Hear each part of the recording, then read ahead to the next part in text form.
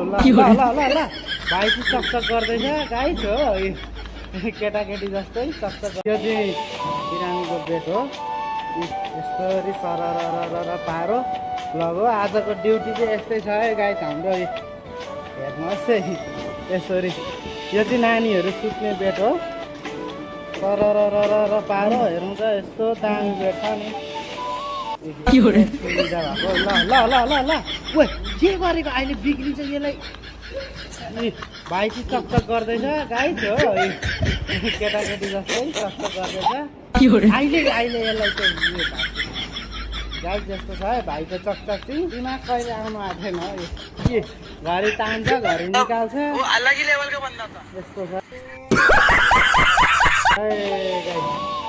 यस्तो रहेको छ है गाइस।